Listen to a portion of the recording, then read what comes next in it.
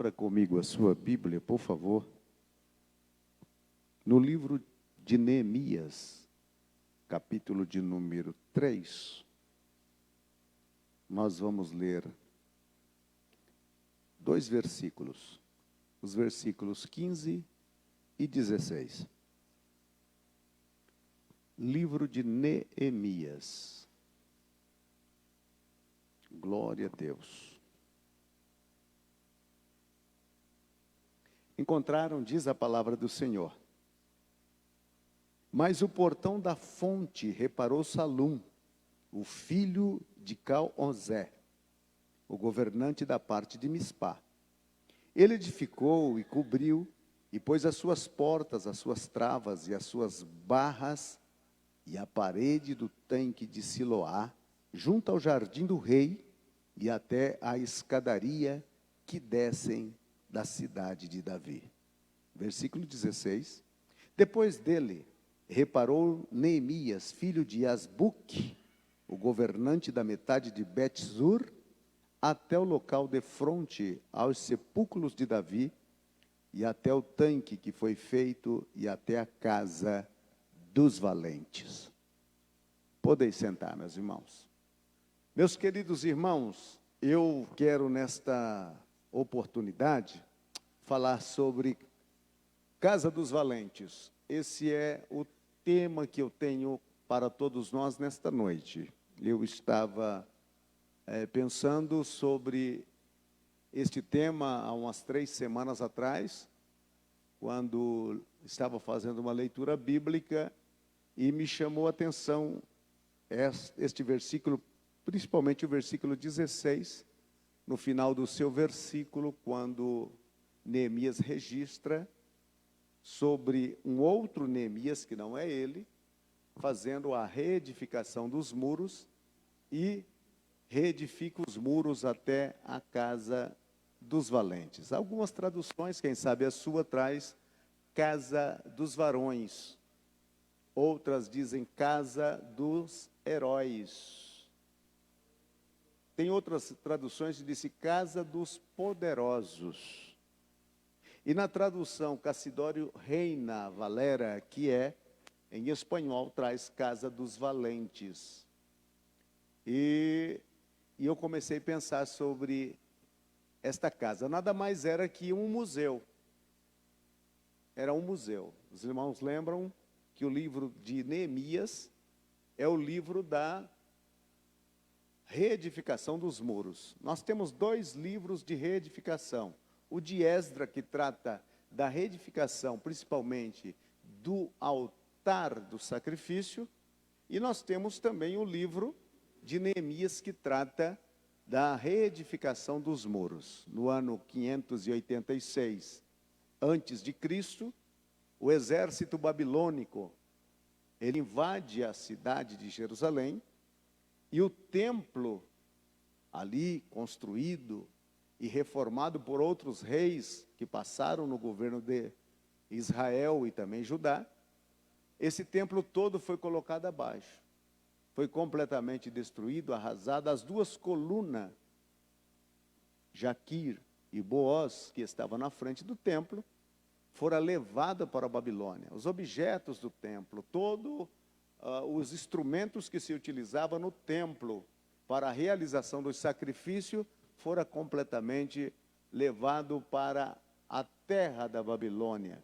E também, a única coisa que não levaram foi a arca, porque desde então não se sabe do paradeiro da arca, o destino que foi dado à arca, o objeto mais sagrado que existia na terra naqueles dias, que era a arca do pacto, que estava no lugar santo dos santos, no tabernáculo. O tabernáculo, que era dividido em 3 partes, a primeira parte era o pátio, a segunda parte era o lugar santo, onde havia o candelabro, onde havia a mesa da proposição e onde havia o altar do incenso. E depois havia um véu que dividia esse lugar chamado santo de um outro lugar chamado Santo dos Santos, onde estava a arca, e somente uma vez ao ano o sumo sacerdote poderia entrar ali no dia da grande expiação e com o sangue do bezerro, ele colocava nas quatro extremidades da arca, e depois ele aspergia sobre o propiciatório, onde estavam os dois querubins, um de frente ao outro, ele aspergia o sangue sobre o propiciatório, e saía enquanto o povo estava numa expectativa lá na parte externa do tabernáculo, e ele gritava e dizia: ele aceitou o nosso sacrifício a Israel. E então o povo prorrompia em alegria, em gozo e em felicidade. Era este o ritual que acontecia ali. Porém, este templo, edificado na época por Salomão, com um requinte tremendo, ouro para todo lado, uma coisa esplendorosa, era algo que ia além do imaginável. E então a Bíblia nos relata sobre a invasão dos caldeus e a destruição deste templo. Os seus instrumentos de culto naquele lugar foram levados para a Babilônia. E o Império Babilônico passou para o Império Medo e Persa, e já no Império Persa é dado a autorização para que o povo judeu, que já estava no cativeiro por 70 anos, é importante notar que Daniel, ele começa a perceber, porque ele é um estudioso da palavra, e ele começa a perceber que o cativeiro ia perdurar por 70 anos. E quando está cumprindo os 70 anos, ele começa um período de oração intercessória, com toda a força do seu ser, para que o Senhor cumprisse a sua promessa. E então os persas assumem o reino, e Dario dá a ordem para que o povo retorne. E o povo vem com Josué e se instala ali. E eles começam então a fazer uma reedificação, primeiro em suas casas, aí então vem Esdra e começa a reedificação do altar. Terminado isso, então chega o tempo do Império Xerxes. Xerxes II, que é o imperador da Pérsia, ele tem na sua corte um homem por nome de Neemias, que era o copeiro. Pode ser que na época seria até uma tarefa simples, por assim dizer, porém aquele homem estava ali bem próximo do trono, e ele está servindo. Veja o trabalho dele, ele tinha que experimentar o vinho, ele tinha que cuidar para que não faltasse vinho na adega do rei, e todo o vinho ele tinha que experimentar. Ele era um degustador de vinho e passava para o rei. Então, se o vinho viesse, por exemplo, com veneno, o primeiro a morrer seria o copeiro, e ele tinha essa função. A vida dele corria risco todo o tempo. Outro, sim, ele não poderia de maneira alguma apresentar-se diante do rei com um semblante triste, com um semblante marcado por tristeza ou com algum pesar de coração. Ele tinha que sempre estar com um rosto alegre, bem formoso, bem rosado, demonstrando para os visitantes que eram assistentes ali diante do trono do rei, que os seus servos estavam felizes para servir naquela corte. Era mais ou menos assim como os súditos lá no Império da Coreia do Norte. Todo mundo tem que rir, porque quem faz cara feia é degolado. Então todo mundo ri, né? Todo mundo fica feliz. Imagine se essa moda pega no Brasil. Estamos tristes, né? Graças a Deus que fica assim como está. Então ele sempre tinha que estar com o rosto feliz e alegre. E ele tinha um irmão por nome de Ananias. E este irmão Ananias, ele foi até Jerusalém em uma comitiva de outros judeus. E quando ele retorna de Jerusalém, então, naquele momento, Neemias pergunta para ele como é que está o estado da cidade, como está o povo que lá vivem. E eles então começam a dizer: olha, o povo que está lá está numa pobreza miserável. A cidade está toda queimada, o seu muro está todo derrubado, as portas estão queimadas, os sepulcros dos patriarcas estão completamente abandonados. Quando ele escuta este relato, ele disse: então sentei e chorei, e jejuei, e clamei ao Deus dos céus. Meu querido irmão, quando você não souber o que fazer, faça só aquilo que crente sempre faz. Ele chora, ele clama e ele ora. Crente faz isso. Ele então, nesse estado, ele orou ao Senhor e pediu a Deus uma oportunidade. E quando ele se apresenta diante do rei, já a sua feição não é tão alegre, não é tão feliz.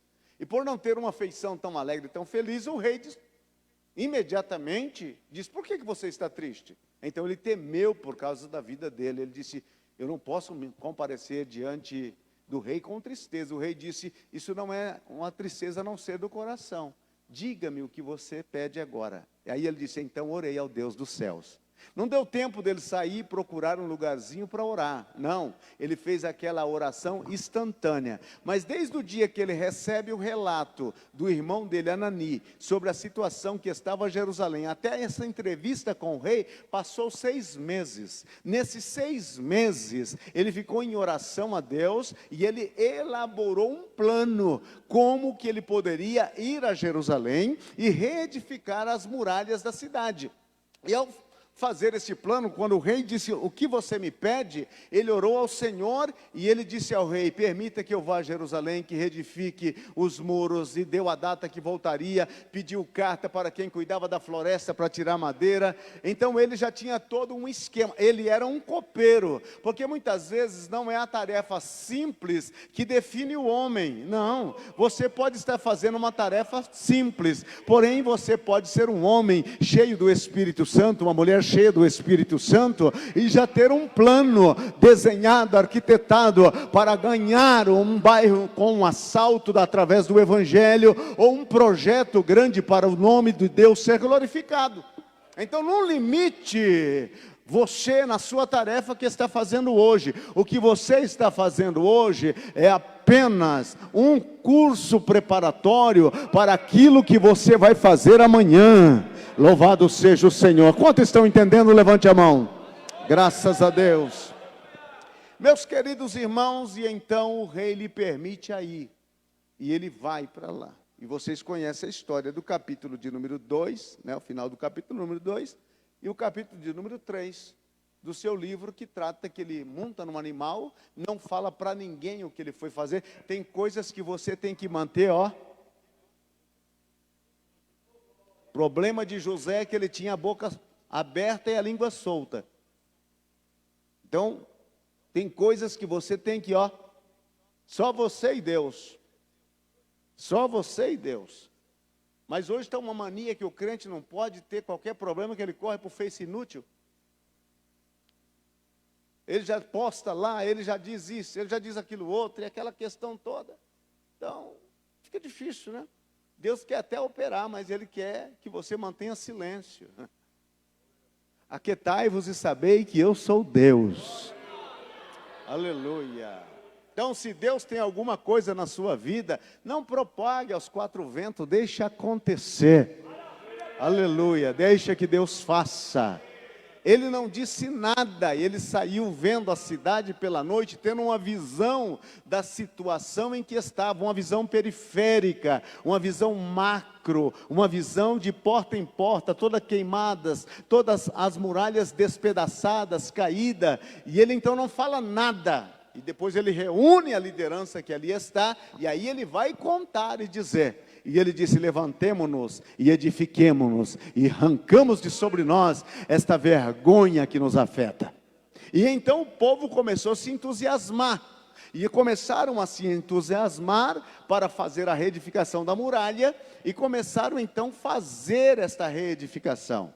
E vocês viram que aqui cada tramo da muralha, a muralha era a proteção da cidade. Uma cidade sem muralha seria uma cidade muito fácil de ser conquistada. A muralha era como se fosse a barreira intransponível daquela cidade, para que os exércitos invasores não entrassem na cidade. Então uma cidade sem muralhas não tinha como sobreviver, porque o inimigo atacaria de todos os frontes, de todos os lados. Assim é a vida do crente. Nós precisamos levantar muralhas em volta de nossas vidas.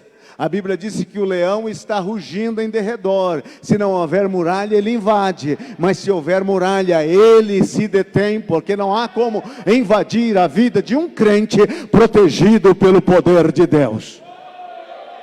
Como que eu posso fazer uma muralha na minha vida? É fácil. Como, pastor? Oração, jejum, leitura bíblica. É uma receita infalível. Comece a aplicar na sua vida, que você vai ver a proteção de Deus sobre ti. O inimigo vai até tentar, mas não vai conseguir, porque protegido, guardado está a tua vida. Glória a Deus. E então eles começam a reedificação da muralha. E o que me chamou a atenção aqui é no versículo de número 16, que este Neemias, ele começa a reedificar, né? O outro de cima, né? Salum reedifica o jardim dos reis até as escadarias que descem da cidade de Davi. Cidade de Davi é Sião, o alto de Jerusalém. Era conhecido como cidade de Davi. Esse lugar estava destruído. Salum começa então a reedificar os jardins. E começa a reedificar também o palácio de Davi. Aí Neemias dá continuidade, não o Neemias do livro, um outro Neemias, que era governador de uma parte da cidade de Jerusalém. Ele continua, depois dele, reparou Neemias, o filho de Asbuque, o governante da metade de Betesur, até o local de fronte aos sepulcros de Davi, e até o tanque que foi feito, e até a casa dos valentes. Este homem, ele começa a reedificar agora os sepulcros, principalmente os sepulcros de Davi, que estava abandonado, os jardins, que também estava abandonado, e a casa dos valentes, que era nada mais que um museu dos valentes. Quem eram esses valentes? O passado desses valentes está registrado em 1 Samuel, capítulo 2, versículo 1 e 2. Quando Davi foge de Saul. E ao fugir de Saul, ele vai para uma caverna conhecida como Caverna do Adulão. Um lugar inóspito, um lugar difícil de conviver. Numa caverna, você já imaginou? A umidade, a escuridão, um lugar que para respirar tenha dificuldade. E ajuntou a ele 200 homens. Mas não eram homens de qualidades. A Bíblia fala que eles eram amargurados, quebrados, apertados, endividados, problemáticos, cabisbaixo, sem moral. Eram homens também que não tinham estima alta, elevada. A situação deles era deprimente. Mas o que eu acho mais lindo no texto do capítulo 22, versículo 1, é que e Davi se fez o líder deles. Todos nós queremos liderar gente boa. Todos nós queremos liderar pessoas que não dão trabalho. Todos nós queremos liderar aqueles que já vêm pronto. Todos nós queremos os melhores para estar debaixo da nossa liderança. Porém, esse tipo de gente que Davi se tornou líder, você pode pensar, homens que vieram ao encontro de Davi, vai ser a derrota dele. Como que você pode extrair com pessoas endividadas? Por exemplo, se precisasse de dinheiro, não tinha porque estavam todos endividados. Como você pode sobressair com homens que estão com problemas de estima? Aqueles homens acovardados, amedrontados, aqueles homens sem qualquer iniciativa própria, quebrados. Você pode imaginar o que acontecia à noite, quando a escuridão caía, lá no profundo daquela caverna, o coração daqueles homens, porque a noite, ela tem um poder de trazer a dor maior. Você já viu quando você era pequeno, tinha dor de ouvido? Durante o dia você não sentia nada, mas quando chegava a noite, o ouvido começava a latejar. Ou o dente, lembra do dente? É sempre à noite. A dorzinha do joelho, ela sempre vem à noite. Aqueles homens então iam manifestar as suas dores, os seus despeitos, as suas situações difíceis, à noite. Quando tudo fazia silêncio, começava a reclamação.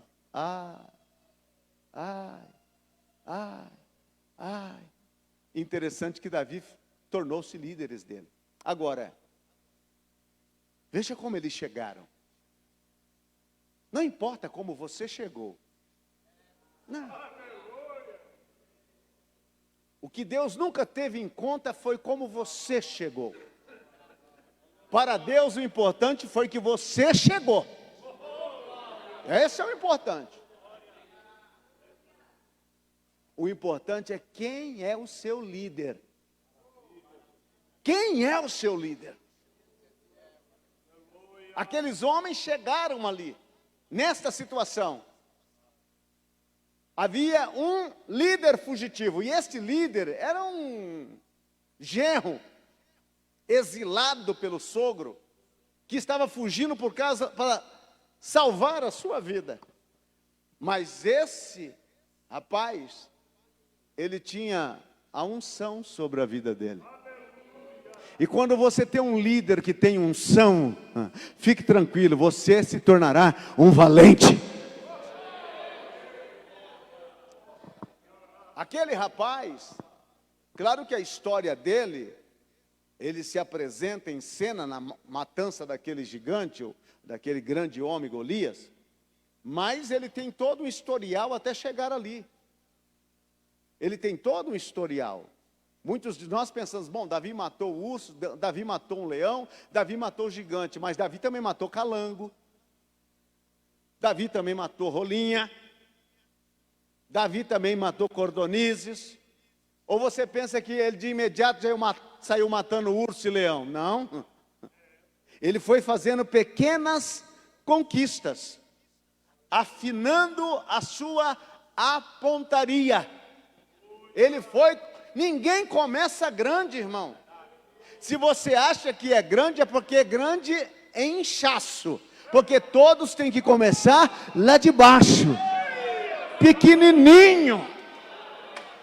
Hoje nós temos aí uma grande quantidade, não digo aqui em Itapeva, né, porque aqui o povo é de qualidade, mas por aí afora, tem um pessoal que tem a cabeça inchada, pensa que são alguma coisa, mas não é que são, é que tem a cabeça muito inchada. Bateram a cabeça no muro e a cabeça fica grande e pensou que são grande. Grande é Deus, bom é Deus, e nós somos seus servos. Davi começou assim, nessas atitudes pequenas. Muitos obreiros, você coloca ele para dirigir uma pequenina congregação, ele fica reclamando e murmurando. E se tem 8 crentes, dentro de 3 meses precisa fechar a congregação, porque ele não deu conta de 8. Se você não dá conta de 8, você não dará conta de 10. Se você não dá conta de 10, você não vai chegar aos 20. E se não der conta de 20, não vai chegar aos 30. Entendeu? Você precisa dessa escada. E toda a escada, o primeiro degrau é embaixo, não é em cima. É lá embaixo. E Davi começou assim. Começou assim. E quando ele chega naquele campo de batalha e mata aquele gigante, lembra que Saul disse para ele, você não pode lutar contra esse gigante, porque você é um menino, esse gigante é experimentado em guerra. Quantas pessoas já não disseram para você que você não pode? Quantas? Isso não é para você, se coloque no seu lugar. Lembra do que os irmãos de José disseram para ele? Está ficando doido, rapaz? Até o pai disse, que é isso, meu filho? Que bebida que você anda tomando? Para dizer que eu e a sua mãe vamos joelhar diante de você. Quantos já não disseram para você que você não pode? Mas será que o seu Deus já disse para você que você não pode? O seu Deus disse isso para você? Sabe o que o seu Deus diz a você? Que você repita as palavras de Paulo: posso todas as coisas em Cristo que me fortalece. Davi foi, matou o gigante, veio com a cabeça do gigante na mão. Saul ficou todo feliz, uma alegria muito grande, uma vitória, uma festa no arraial. Porém, Saul viu a qualidade de Davi e colocou ele como guarda da sua própria pessoa. Guarda da sua própria pessoa. Ele era o chefe daquela guarda pessoal de Davi. E um dia eles estão chegando da batalha e umas irmãs do círculo de oração estavam cantando na entrada da cidade. Saul matou seu 1000, Davi os seus 10.000. Saul matou seus 1000, Davi os seus 10.000. Saul deu uma olhada e disse, deram só 1000 para mim. Até o que a gente canta, a gente tem que ter cuidado. O cântico da gente pode ser uma benção para um e para outros. Pode ser uma benção para um e uma tristeza para outros, né? Deram 10 mil para ele. O que lhe falta? Só a presidência. É a única coisa que falta é a presidência. E a partir daquele dia, a vida de Davi passou a ser um inferno. Davi não entendia, mas Deus estava no comando. Por que você murmura, reclama e disse tanta coisa? Quero te dizer nessa noite, Deus está no... Está ou não está? Deus está no controle. Então é melhor parar de murmurar, parar de reclamar e dizer: Deus, o Senhor sabe o que deve fazer. Então, quando estes homens chegaram naquela caverna de Adulão, Davi, então, com a sua experiência já de um militar, de um soldado capacitado, ele vai fazer o quê? Treinar aqueles homens. Treinar aqueles homens. Levantar o ânimo daqueles homens. Colocar aqueles homens tipo argentino, tirar o peito de pomba para fora e dizer: somos os melhores. Era isso que ele foi fazer com aqueles homens, com os derrotados, endividados, quebrados, acabados. Irmãos, é mais fácil ressuscitar um morto do que animar um desanimado. O desanimado, tudo para ele. Imagina esses homens. Vamos treinar você com espada. Eu não sei nem pegar na espada. Vamos treinar você então com uma lança. Eu não sei. Eu não dou conta. Quando você não tem ânimo, você pode até ter habilidades. Mas se você não tem ânimo, até a habilidade some. Se você não tem ânimo, não tem como você fazer algo extraordinário para o reino de Deus. O que Deus pede de você e de mim, anima-te no Senhor. Anima-te nele. Pastor, é que o senhor não conhece a minha vida, não sabe a minha situação. Nem quero conhecer. Porque se eu for contar os meus problemas para você, você vai sentar numa pedra e chorar. Mas o que eu e você podemos fazer é animar. Eu não vi ninguém vitorioso em estado de desânimo, mas vi muita gente animado, ainda que a derrota parecia ser uma certeza, mas animado, e disseram: ele se animou no Senhor e ele venceu. Oh, glória a Deus! Aleluia! E então estes homens foram treinados por Davi e tornaram-se tremendos valentes, tremendos heróis de guerras. Olha as façanhas que estes homens realizaram. Havia 3 grupos no exército de Davi. Havia os 3 valentes primeiros. Depois dos 3 valentes havia 30 valentes. Depois dos 30 vinha o exército. Vinha o exército de Davi. Agora, o que fizeram estes homens? Vou citar alguns deles. As façanhas desses homens está registrado no 2º livro de Samuel, capítulo de número 23, versículo 8 ao 17. Primeiro dele, Josebe-Basepete, o principal dos 3, grupo dos 3, o principal dos 3 e líder deles. O que fez esse homem? Ele sozinho matou 800 homens. Sozinho, matou 800 homens. Imagine. Foi treinado por quem? Foi treinado por quem? Foi um daqueles que chegou naquela caverna.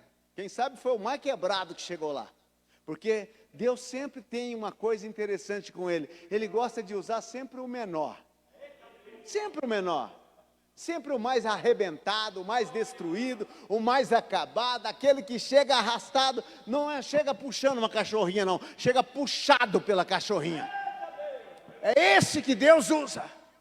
É esse que Deus entrena ele, coloca ele em posição e ele consegue fazer uma façanha. Mas esse homem, ele matou 800 homens assim, da noite para o dia? Não, esse homem, ele foi treinado. Quem sabe a primeira batalha ele até fugiu. Quem sabe a segunda batalha ele teve tremendo as pernas lá. Mas o tempo foi passando e o que aconteceu? Quando chegou na hora dele, ele mostrou que havia sido treinado por Deus e fez a obra. Vai chegar a tua hora. Levanta a tua mão, recebe essa palavra. Vai chegar a tua hora. Aleluia.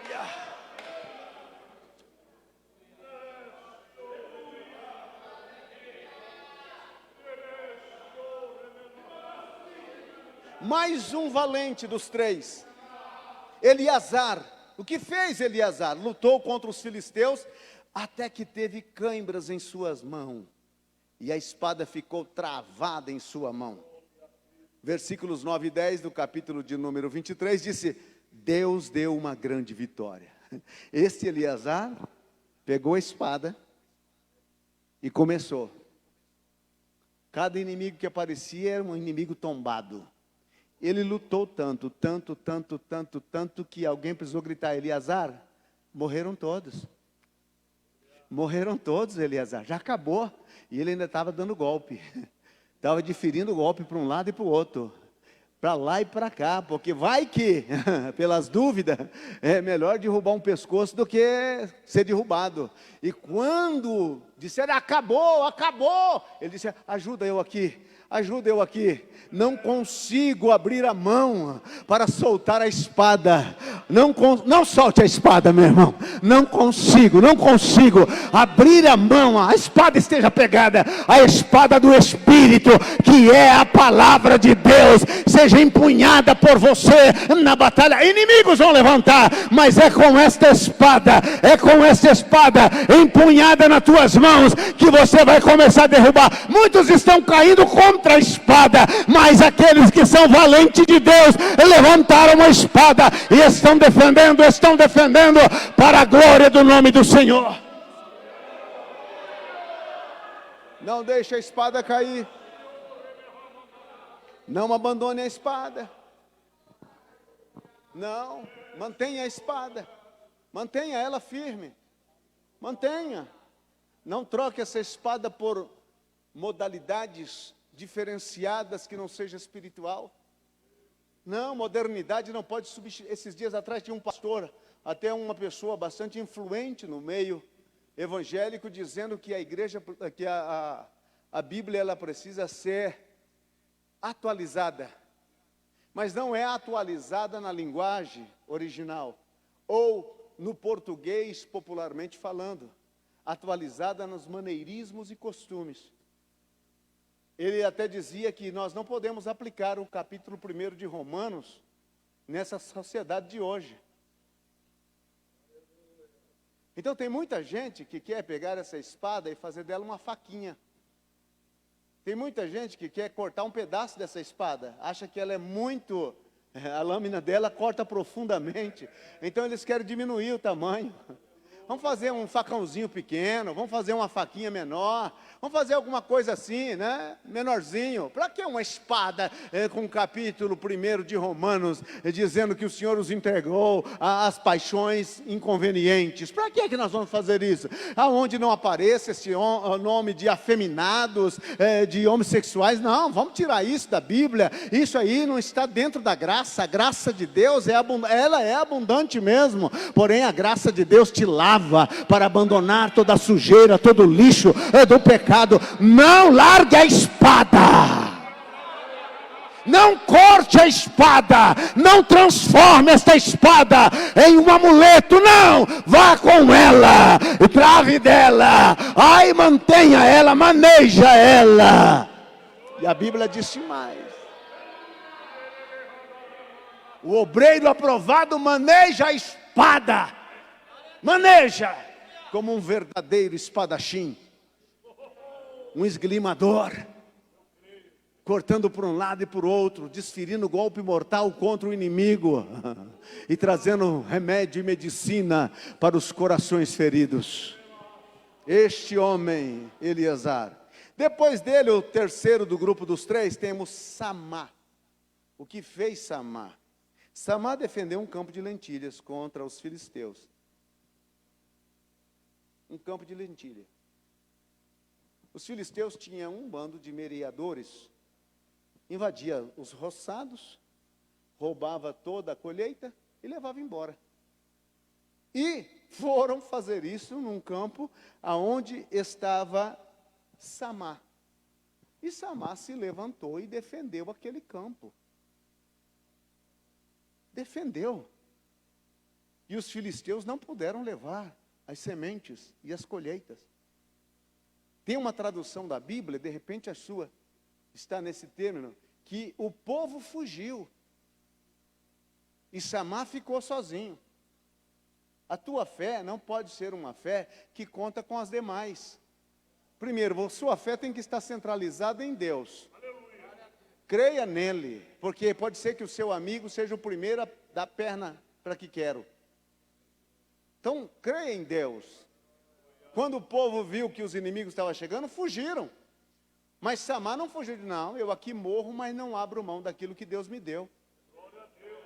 Pode vir. E começaram a vir.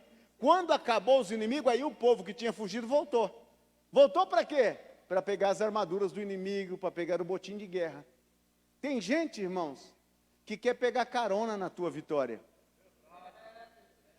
Sabe aqueles crentes caronistas que vivem, ore por mim, irmão. Se 5 da manhã está lá com o joelho arrebentando no piso, Deus tem misericórdia do fulano, e ele está lá na casa dele, roncando que sopra até o teto para cima. Ora por mim, irmão. Eu gostaria tanto que a igreja fizesse uma consagração por mim, um dia de jejum, todo mundo está jejuando, ele está na churrascaria. O que tem de crente, por aqui esse tipo de gente não tem não. Se tiver, vai recebendo por tabela. O que tem de gente, irmão, que... Aleluia. Tem muita gente querendo pegar uma carona na tua bênção. Tem muita gente querendo pegar alguma coisa que você conquistou e eles vêm agora dizendo, não dá para repartir? Não dá para dar um pedacinho? Não dá para me dar alguma coisa? Tem muita gente que quer isso. Né? Tem muita gente que quer isso. Ele não quer pagar o preço. Mas se você está pagando o preço, eu quero te dizer, como uma voz de Deus para o seu coração, a tua vitória está a caminho. Não abra mão daquilo que Deus te deu. Não abra mão do teu matrimônio. Não abra mão da tua família. Não abra mão do teu filho. Não abra mão do seu trabalho. Não abra mão da tua igreja. Não abra mão. Diga, inimigo, aqui você vai encontrar resistência. Aqueles fugiram, mas eu vou ficar aqui. Pode vir, eu vou ficar aqui. Eu vou ficar aqui, o inimigo vai vir, mas eu vou estar aqui. E eu vou lutar, eu vou batalhar, eu vou vencer aqui só se passar por cima do meu cadáver. Mas eu não vou parar de lutar. Eu não vou parar de lutar. Por quê? Porque não depende da minha força. Com os homens pode estar o braço de carne, mas com você está o braço de Deus. E quem está com Deus sempre é maioria.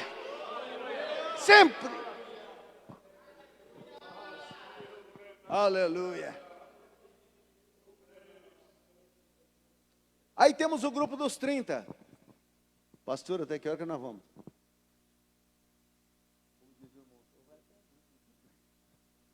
Aleluia.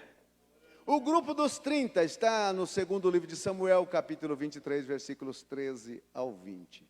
Cada um deles fez alguma coisa especial, uma façanha especial. Porque ninguém é contado num grupo de valentes se não fez nada. Os covardes e medrosos, voltem, lembra? Sobrou 300. Grupo dos 30.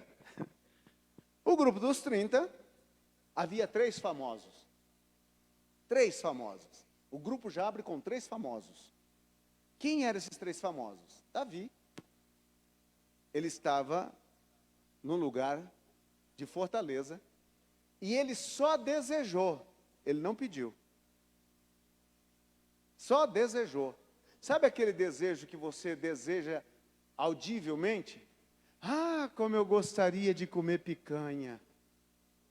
Você só desejou, mas você verbalizou o seu desejo.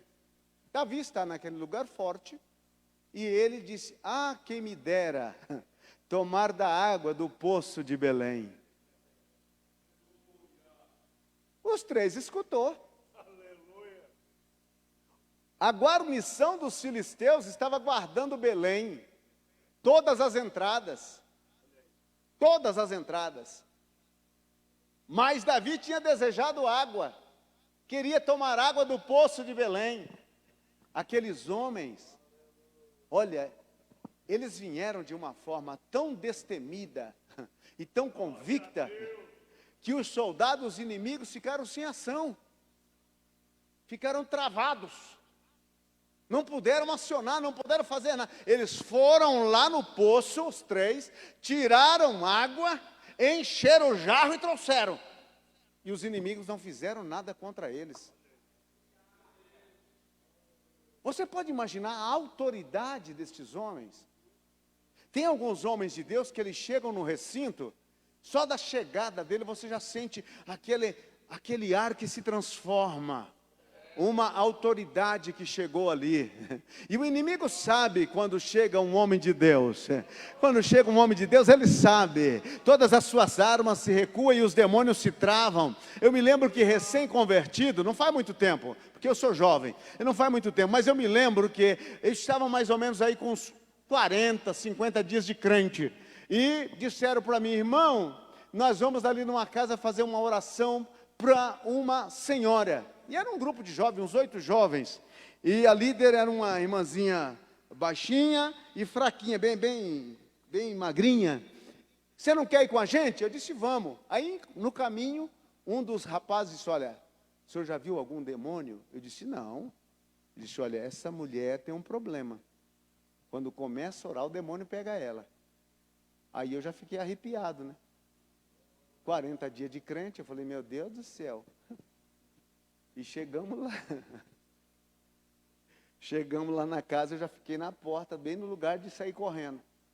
Falei: qualquer coisa, eu sou o primeiro a debandar aqui. E a meninazinha levantou as 2 mãos e começou a orar, e o demônio agarrou a mulher. Foi o primeiro endemoniado que eu vi na minha vida. E vou matar, e começou a quebrar tudo, cadeira voando, e eu não sabia, corro, fico, e aquele desespero. Aí a menina magrinha chegou bem diante e disse: Espírito Santo, amarra este demônio com correntes de fogo. Travou, literalmente travou, e começou a gritar: ai, está queimando, e travou. E aí a menina chegou, estendeu o dedo e disse: agora eu te ordeno, no nome de Jesus, sai dela e não volta mais. A mulher caiu liberta, e todo mundo. No outro dia eu estava caçando demônio. Onde tem um? Meu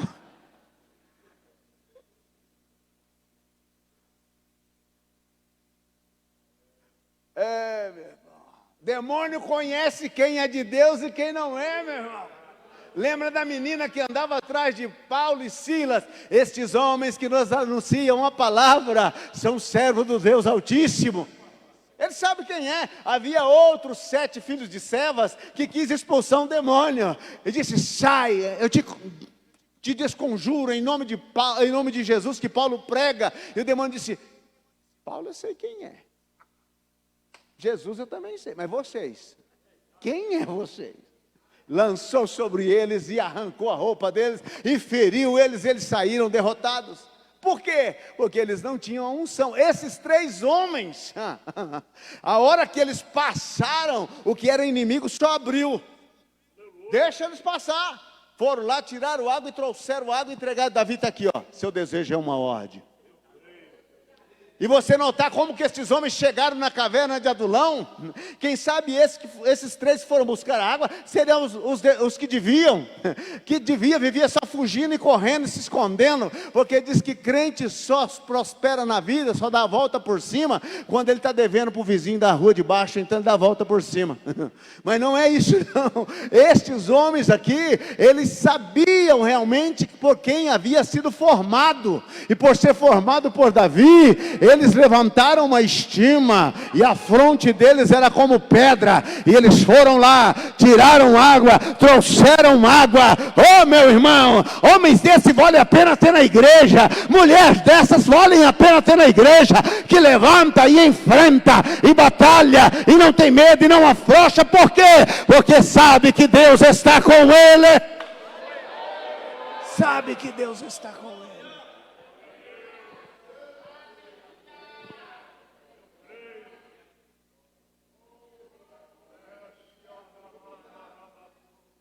Quando Davi pega aquela moringa d'água, ele despeja como oferta de libação.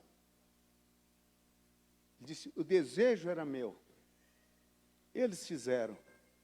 Mas quem merece o prêmio, Senhor, é tu, como oferta para o Senhor.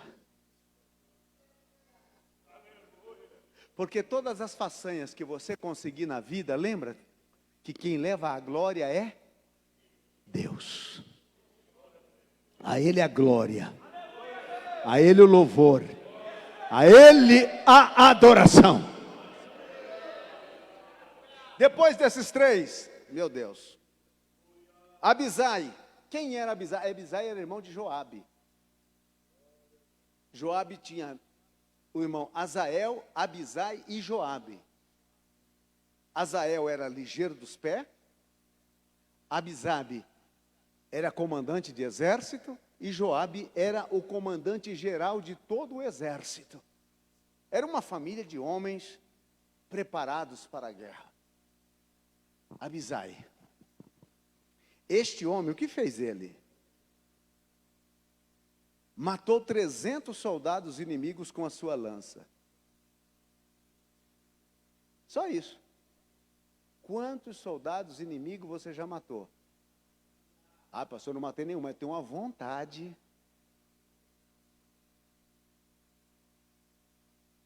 Qual foi a sua façanha?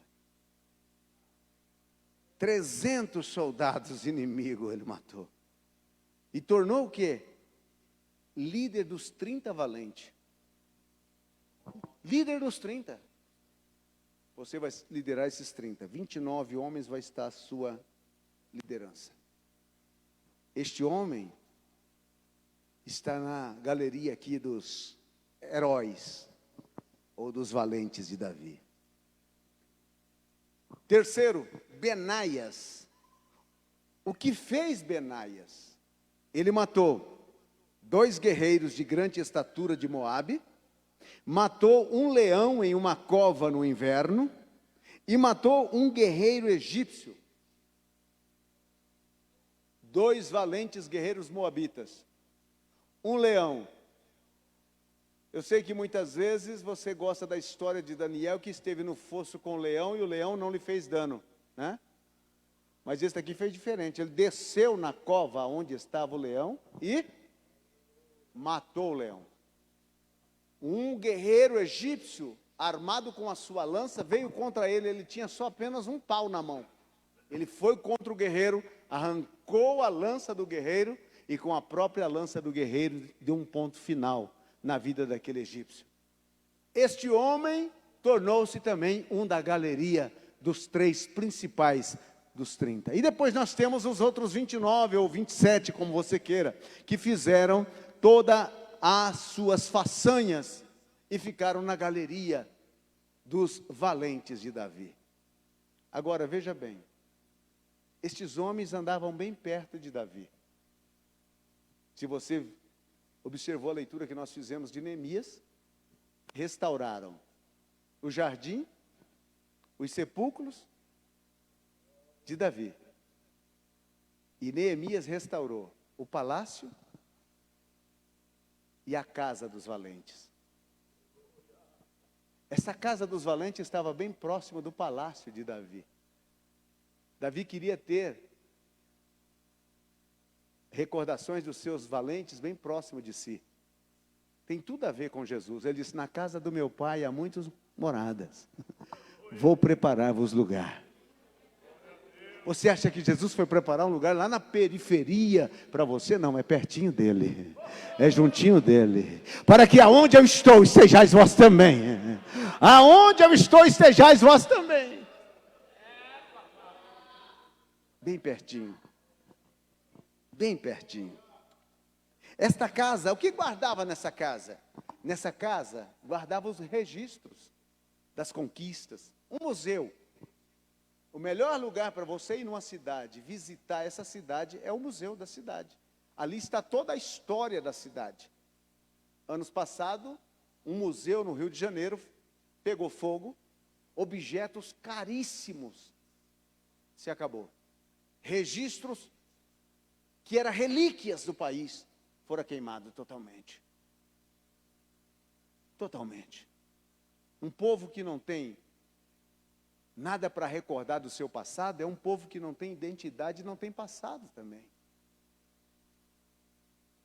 Neste lugar, o que tinha ali? As armas dos valentes. Então, soldado, um batalhão de recruta, para ingressar no exército de Israel, antes de começar qualquer coisa, o que eles iam fazer? Uma visita na casa dos valentes.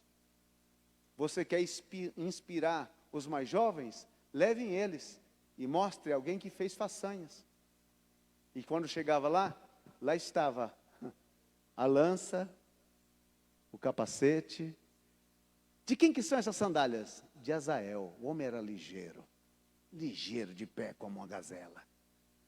E essa lança? Benaia. E este outro, e essa espada?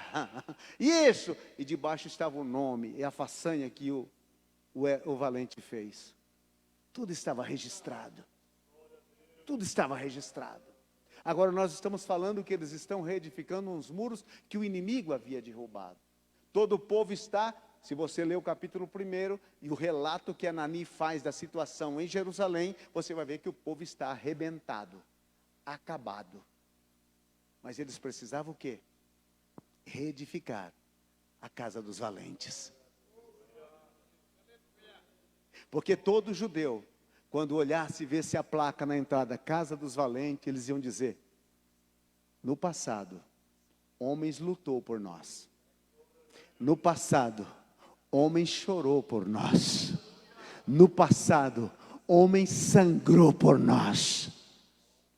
E no meio daquela cinza, as pedras queimadas, eles olhavam para a casa e diziam: vamos Israel, vamos Israel, vamos Israel. Se eles puderam, nós também podemos, vamos, vamos, vamos. Das cinzas, o inimigo dizia: se eles fizerem um muro, uma raposa vai derrubar. Não temos os valentes, temos história, somos um povo de história, somos um povo que deixou um marco registrado, portanto vamos lutar. O inimigo pode zombar, o inimigo pode falar, o inimigo pode dizer o que for, mas nós vamos reedificar. Aquilo entrou tanto na alma dos judeus, que eles reedificaram os muros em 6 meses, tempo recorde. Tempo recorde. E ainda diz, porque o povo tinha ânimo para trabalhar. E nós levantamos e edificamos. E o Senhor nos abençoou. Para que serve a casa dos valentes? Era um memorial. Era um memorial. Quer um memorial melhor do que esse? Tem um livro que, se você puder um dia ler, Heróis da Fé. Compre e lê. Deus também tem a sua listagem dos seus heróis, dos seus valentes. Está lá, Hebreus 11. São eles. E quando você chegar no final do livro, não tem amém, porque ainda tem lugar para o seu nome, para o meu. A galeria lá não está preenchida. Não.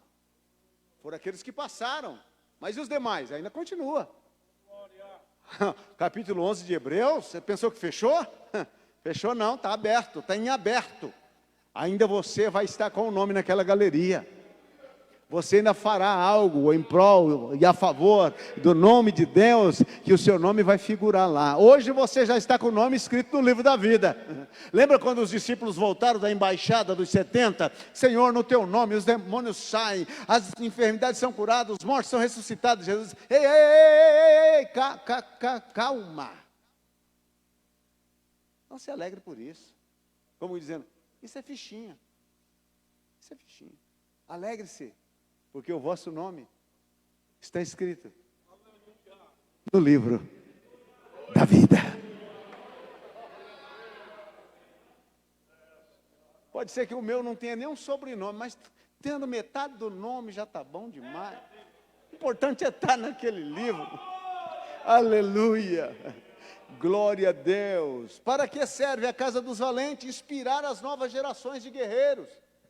Todo homem de Deus começou inspirado por outro homem de Deus. Todo homem. Se não houve um homem de Deus que te inspirou, você ainda precisa voltar e procurar alguém, dizer, deixa eu ser teu amigo, deixa eu andar com você, deixa, porque assim como a derrota pega, a virtude também pega. Procure pessoas inspiradas por Deus para ser seu amigo. Pessoas que você sabe que não importa quando você erra, quando você fracassa, Ele não vai de maneira nenhuma te abandonar, Ele vai te corrigir. Ele vai dizer, você errou, não deveria ter feito, peça perdão, não faça mais, mas caminhe, vamos continuar. Esse tipo de gente, a gente precisa conosco. Precisa ao nosso lado, pessoas assim. Pessoas que nos ajudem, pessoas que nos inspirem, porque você vai colher derrotas, vai haver reveses, vai haver dias de choro, noites sem dormir, mas essas pessoas vão sempre estar lá, o telefone dele nunca vai estar desligado, a bateria dele parece que nunca acaba, você sempre pode ligar, fulano, posso falar com você, e você fala com ele, diz, fica tranquilo, estou orando por você, você vai sair dessa, vai se levantar, a vitória vai chegar, e o poder de Deus vai te acompanhar sempre. Dias atrás, no nosso culto de ensino, eu estava dando uma palavra sobre não enterre a tua unção. Eu creio que a maior frustração de Eliseu foi ser enterrado com a unção. A Bíblia diz que no dia que enterraram Eliseu, colocaram no sepulcro, e houve então um dia em que uma banda armada de homens vinha da direção de Moabe, e eles estavam enterrando o corpo de um homem, e de repente jogaram na cova de Eliseu, e aquele homem saiu vivo, a unção estava lá. Para quem deveria estar aquela unção? Muitas vezes a gente pensa, oh, que coisa maravilhosa. Não, irmão, unção não é para ser enterrada. Não, unção é para ser transferida. A maior decepção de Eliseu é que ele não conseguiu fazer um sucessor. Essa era uma decepção dele. O sucessor dele era Geazi, mas ele amaldiçoou o cara. Então não tinha mais sucessor. O dia que ele morreu, não tinha com quem. Elias não, disse, se você vê eu subir, você recebe. E ele ficou. Então passou a carruagem, ele viu, meu pai, carros de Israel e seus cavaleiros, caiu o manto. Ele volta para o Jordão e bate na água e diz, onde está o Senhor Deus de Elias? E o Jordão abre. E todos reconheceram que o Espírito de Deus repousava sobre Eliseu. Chegou a hora de Eliseu morrer e não tinha para quem. Por quê? Porque ele não conseguiu fazer o sucessor. Então, meu irmão, quando você vê alguém com unção especial de Deus, agarra nele. Agarra, por favor. Agarra no seu pastor, agarra no obreiro da congregação, mas não agarra em gente ruim, não. Porque quem se agarra com espinheiro se converte. Agarra com gente boa, procure os melhores da igreja. Aquele irmão que você vê que ele chega no culto, a primeira coisa que ele faz é dobrar o joelho e orar, vai orar perto dele. Aquela pessoa que tem fome da palavra, fica com ele. Aquela pessoa que gosta de estar no culto, não importa que chova raios e trovoada, ele está lá, fica com ele. Esse tipo de gente é que faz a diferença na tua e na minha vida. Na tua e na minha vida. Nós precisamos desses valentes para nos inspirar, para nos inspirar. E quantas vezes eu passo para entrar no gabinete pastoral, na nossa igreja nós temos a galeria dos pastores ali, e lá tem vários pastores que passaram pastoreando ali. E eu já faço uma oração e digo: Senhor, assim como o Senhor foi com estes homens, seja comigo, me ajuda. O Senhor ajudou eles, eles venceram, vários deles estão na sua glória, outros estão fazendo trabalhos extraordinários. Ajuda eu sou um menino, eu sou uma criança, eu preciso da sua ajuda. Eu preciso, eu necessito. Porque eu aprendi que ninguém consegue nada sozinho. Davi dividiu da unção que ele tinha com todos aqueles homens, com todos eles. Não tinha ninguém ali que não tinha recebido pelo menos um quinhãozinho vindo da mão de Davi. Como é bom quando você tem um pastor ungido, um homem de Deus ungido, uma pessoa que teme a Deus, que vive para Deus, que a vida dele é um testemunho. E você diz: esse é um pastor que eu quero imitar, este é um líder que eu quero andar com ele, esta é uma pessoa que eu quero aprender dele. E por favor, antes dele morrer, ele tem que colocar a mão dele na minha cabeça. O meu pastor que me separou para o ministério, pastor Alcebiades Pereira Vasconcelos, lá em Manaus, ele já estava doente. Eu disse: pastor, eu sei que o senhor vai para o Rio de Janeiro, o senhor vai ser hospitalizado, pode ser que eu nunca mais veja o senhor, mas por favor, antes de o senhor viajar, coloque a tua mão na minha cabeça. Eu tinha 23 anos naquela época, em 87, coloca a mão na minha cabeça, me ajuda, ora por mim, para que Deus também possa usar a minha vida. Meu querido irmão, ninguém é super-homens, e nem as mulheres é Mulher Maravilha. Nós precisamos de gente que teve unção na vida, para abençoar a nossa vida. Nós precisamos. O que revelava aquela casa dos valentes? Revelava que com Deus tudo é possível. Quando você vê um homem matando 800, como que um homem pode matar 800? Como? Já imaginou? Outro matou 300? Como? Um homem matar um leão dentro de uma cova no dia de neve, no inverno tremendo. Como? Todas as façanhas que você um dia realizar, não é pela tua força, é porque o Senhor foi contigo. Nada mais do que isso. Não é pela tua sabedoria, pela tua inteligência, pelo teu poder econômico, não. É porque por trás de você estava aquela mão, dizendo: eu te abençoo, eu te abençoo. Se a porta abriu, não foi pela tua força, não. A mão foi na frente e abriu a porta. Se o milagre aconteceu, não é, é porque eu faço umas orações. Não, meu irmão, aqui você pode, a maior oração e a melhor oração é aquela feita por você. E a oração mais poderosa é aquela que Deus responde. Se não houver resposta, não é a tua oração poderosa, é o teu Deus poderoso que responde a tua súplica pequena. Então, para que servia aquela casa? Para dizer a todos: olha, eles venceram no passado, vocês estão reedificando o muro, vocês podem. Lembra? Vocês podem. Eu quero te dizer nesta noite: você pode. Levanta a tua cabeça, princesa, você pode.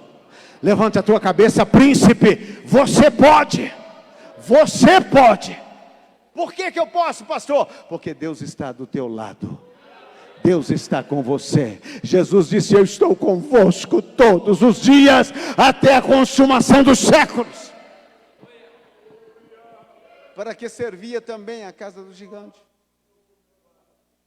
Simplesmente para despertar um desejo em todos nós: Senhor, faça de mim também. Faça de mim também. Você pode imaginar um recém-soldado entrando naquele museu de armamento dos heróis.